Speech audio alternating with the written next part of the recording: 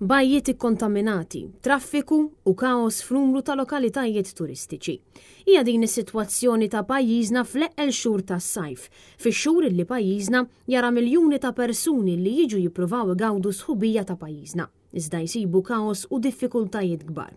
Fl-eqel tas-sajf Malti bajjiet li huma fost l-isbaħ fil-Mediterran inbidlu f'bajjiet ikkontaminati bid-dranaġġ. Iżda surrealment il-Prim Ministru Robert Abela jibqa' jinsisti li sar investiment ta' miljuni ta' euro fl-infrastruttura ta' dranaġġ u ilma fil-waqt li jinjora totalment in-numru ta' bajjiet li sfaw ikkontaminati fl-ewwel jiem tas-sajf.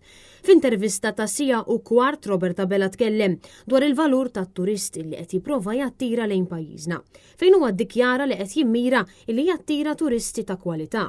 Mingħajr ma ndirizza d-diffikultajiet tan-nies, negozji u sidien ta' lukandi fil-lokalitajiet illi jaraw l-akbar influss ta' turisti. Huma bost tal-filmati li qed jiċċirkulaw online li juru l-kaos assolut illi ħakemm numru ta' lokalitajiet f'pajjiżna fosthom is-swieqi. Bil-filmati jixħtu dawl fuq id-diffikultajiet tar-residenti li qed jesperjenzaw storbju eżaġerat matul il-lejl, persuni li jwettqu atti indiċenti fil-pubbliku, mużika li ma taqta' qatt, ġlied u kaos fit-toroq fost l-oħrajn. Bil-Prim Ministru ta' pajjiżna jagħżel illi jinjora totalment dawn id-diffikultajiet li saru realtà ta' kuljum ta' dawn ir-residenti u n-negozji. Fil-fatt kienet anke l-Assoċjazzjoni tar-Ristoranti u l-Lukandi li tkellmet fuq kif in-nuqqas ta' pjan fit-tul tal-Gvern f'dawn il-lokalitajiet qed jirriżulta f'pis enormi fuq in-negozji tal-madwar. Intant f'din l-intervista Robert Abela baqa' jiddefendi l-iskema tal-bejħ tal-passaporti. L-iskema li minna kif qed tgħid tant tajjeb inti tant inħoloq ġid Alla u ċinwa l-Maltin kollha. Iżda fl-istess nifs spjega li l-Qorti Ewropea ddikjarat li l-bejħ kien illegali u kontra liġi Ewropea. Li qalet kien li jekk inti toħloq transazzjoni bħalli kieku inti xtrajt prodott, hemmhekk qed tagħmel ksur tal-liġi Ewropea.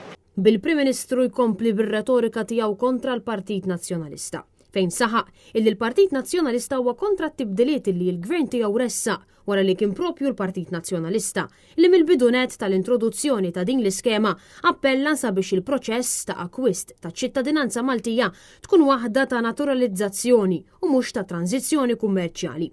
F'din l-intervista Robert Abela tkellem ukoll fuq is-settur tas-saħħa fejn ftaħar bl-investimenti li qed jagħmel il-Gvern tal-Labor. Investiment li xorta teħalli emerġenza fullata u l-Isptar Monte Carmeli fi kriżi fost l-oħrajn.